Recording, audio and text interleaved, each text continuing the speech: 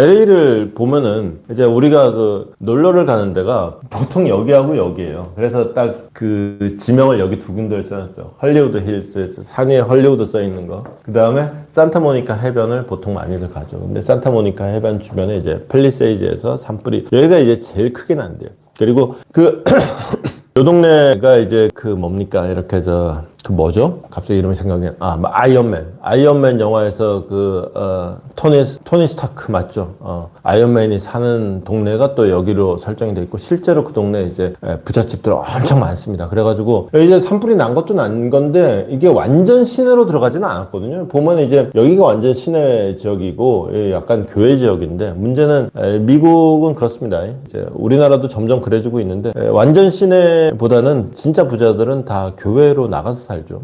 집값도 교외에 있는 진짜 의리번쩍한 집들이 진짜 집 한 채에 진짜 살벌한 집값을 자랑하는데 그런 집들이 좀 홀랑 타면서 지금 이미 피해 액수가 지금 200조 우리 원으로 따지면 200조 원이 넘은 상황인데 문제는 여기서 바람이 또 불고 있다. 그리고 바람이 또 불면은 이제 시가지로 이제 산불이 번져 나가면은 이건 진짜 이거는 지금까지의 재산 피해는 그야말로 부자들의 부잣집이었어요. 이걸 앞으로 뭐 보험 처리한다 그러면 이제 보험사들은 죽어나겠지만은 사실은 부자들의 부잣집이다 그러면은 좀 뭐랄까 일반인들로서는 좀 와닿지 않는 측면이 있었을 텐데 이제 앞으로 한 2, 3일 정도 바람이 더 강풍이 분다 시내로 번진다 이래버리면 이제 전혀 다른 상황이 전개되는 거죠. 문제는 자 여기서 생각할 대목은 우리도 뭐 가끔 동해 쪽에서 이렇게 산불이 크게 나기도 합니다만은 아니 LA 그러면 특히 캘리포니아 그러면은 미국에서 제일 잘 사는 동네라고 그러거든요. 텍사스가 원래 넘버 2였는데 요즘에 이제 넘버 2가 넘버 1 됐다고 지금 거의 따라왔어요. 근데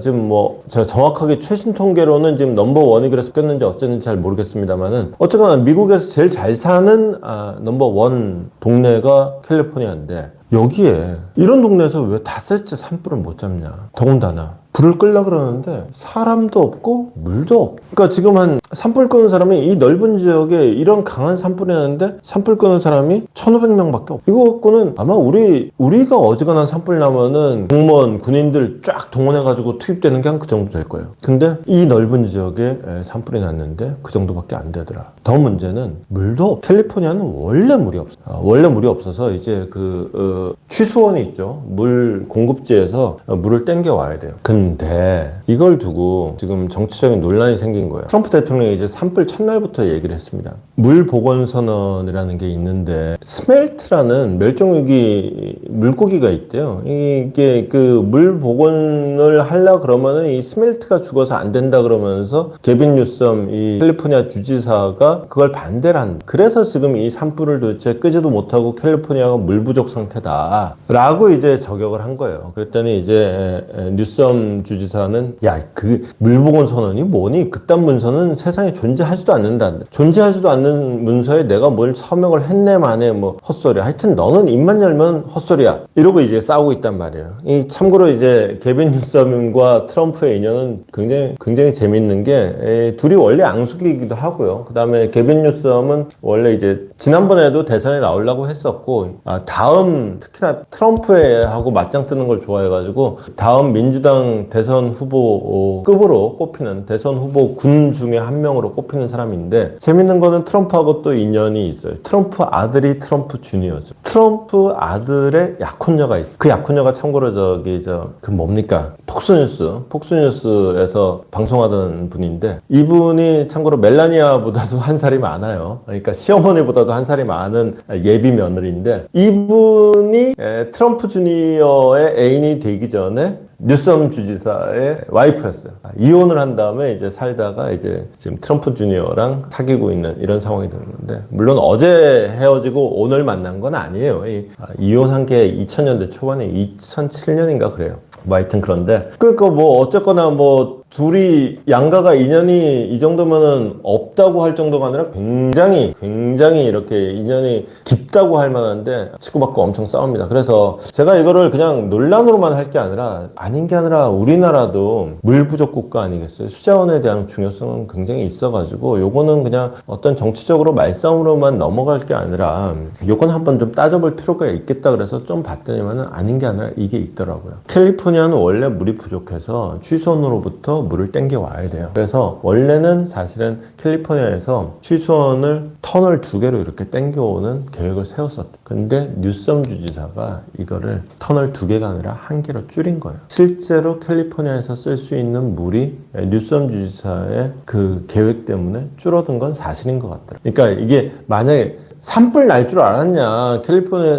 LA에서 그냥 쓰기에는 괜찮았다니까 라고 얘기할 수는 있을지 몰라요. 근데 모든 정책이라는 게 최악의 범위라는 것도 생각을 한번 해보고, 사실 우리가 도로턱을 그렇게 높게 설정하는 이유, 하수도를 또 이렇게 설정하는 이유는 비가 정말로 어느 정도까지 왔을 때 버틸 수 있나 이런 걸 생각하는 거 아니겠어요? 지하철 안에 이게 턱 낮춰놨더니 설마 이 정도 오겠어? 그 정도 와가지고 다 넘쳐가지고 지하철 안으로 물 들어가는 거 아니겠어요? 마찬가지로. 그래서 우리도 이제 지하로 이제 물 빼는 터널 만들겠다는 얘기하고 그러는 거 아니겠어요? 최악의 상황을 염두에 두고 만들어야 되는데 뉴섬 주지사가 그 부분에 좀 속적이었던 건 사실인 것 같고, 그런 거에 비하면은 우리 같은 경우에도 수자원 관리에 대해서 한동안 이제 4대강을 둘러싸고 논란이 참 많았죠. 심지어 정권 교체가 된 것도 아닌데 이제 그 이명박 정부에서 한 4대강을 박근혜 정부 감사원에서도 여러 번 또 뒤진 적도 있고, 전통도 이런 전통이라는 경험도 있었습니다. 그러니까 수자원 관리에 대해서 근본적인 어떤 공감대라는 게 굉장히 필요하고 중요한 문제라는 걸 이런 산불 같은 거 보면 알 수 있는데, 대부분의 그런 게 돈이 많이 들죠. 돈이 많이 드는 거다 보니까 이게 대부분 또 정쟁으로 가더라고요. 거기다가 이제 그 반대 논리가 있어야 될 거 아니에요. 그걸 돈 때문에 반대한다는 건 하기 싫으니까 보통 환경을 갖다 대죠. 그래서 4대강 같은 경우는 보통 녹조 얘기를 많이 했어요. 여기는 이제 스멜트라는 물고기가 또 나온 모양이에요. 한번 생각해 볼 여지들이 많습니다. 뭐 정답이 뭔지는 모르겠습니다.